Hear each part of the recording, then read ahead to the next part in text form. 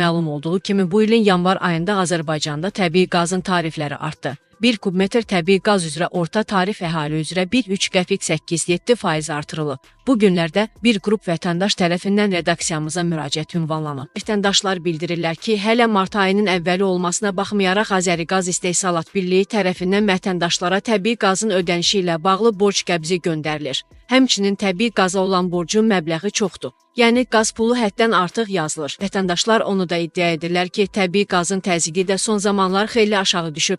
Həyət evində yaşayan vətəndaşlar və MTK sakinlərinin bir çoxu deyir ki, hazırda onların təbii qaz limiti keçib. Əhalinin bununla bağlı müxtəlif sosial şəbəkələrdə etirazları var. Ümumiyyətlə qaz limitinin artırılması gözlənilirmi? Qiymət artımı barədə hər hansı bir dəyişiklik olacaqmı? Vətəndaşların bildirdiyi təbii qaza olan borc miqdarının artması nə ilə bağlıdır? Mövzu ilə bağlı Azəriqaz İstehsalat Birliyinin İctimaiyyətlə Əlaqələr şöbəsinin rəisi Eldəniz Vəliyev referans açıqlamasında vətəndaşların sözü gedən müraciətləri ilə bağlı məsələyə münasibət bildirib. O qeyd edib ki, həmin müraciətlər yəqin ki, bir neçə gün bundan əvvəl edilib. Nəinki Azəriqaz İstehsalat Birliyinin tərəfindən ümumiyyətlə heç bir xidmət sahəsi tərəfindən 4-5 günün sərfiyyatı ilə bağlı abonentə bildiriş verilsin.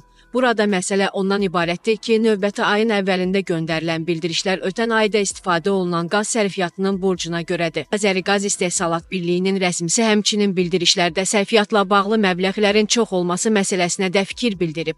O əlavə edib ki, siz də bilirsiniz ki, son bir ayda Azərbaycanda havanın temperaturu həddən artıq və kəskin şəkildə aşağı düşdü. Belə vəziyyətlərdə isə istehlak olunan qazın həcmi isə avtomatik olaraq artır. Az olan tələbat artdığı üçün sərf olunan qaz da çox olur. Bunun yeganə səbəbi yalnız bu məsələ ilə bağlıdır. Bir də hər bir vətəndaş üçün ADS bazası adlı bir baza mövcuddur. Hər bir abonent bu baza vasitəsilə ödənişlər və sərfiyyatla bağlı bütün məlumatları əldə edə bilər. Hətta ötən illərdəki məlumatları da təhlil edə bilər. Eldəniz Vəliyev eyni vaxtda onu da bildirib ki, Azəriqaz İstehsalat Birliyi xidmət sahəsi olduğu üçün qaz limitləri ilə bağlı təqdim olunan qaydalara əsasən xidmət göstərir. Limit və tarif məsələlərini biz müəyyən etmirik. Qaz təzyiqinin aşağı düşməsi ilə bağlı isə onu bildirmək istərdim ki, Azəriqaz İstehsalat Birliyi hər il mayın 1-dən noyabr ayının 1-nə qədər payız-qış mövsümünə hazırlıq prosesini icra edir. Bu prosesdə yeraltı xətlərin yerüstü dayaqlar üzərinə qaldırılması, korroziyaya uğramış boru xətlərinin yeniləri ilə əvəz edilməsi, boyama işləri, şkafların sazlığının yoxlanılması və sızma hallarının vaxtında aşkar edilib qarşısının alınması icra olunur. Güya bunlar ondan ötürüdür ki, qış mövsümdə abonentlər təhlükəsiz şəkildə qazla təmin edilsinlər. Normal təzyiqin verilişi də məhz görülən işlərin müqabilində mümkün olur. Ümumilikdə isə biz payız və qış aylarında təzyiqlə bağlı müraciətlərlə qarşılaşmamışıq. Lokal olaraq təzyiqin aşağı olması faktları olub.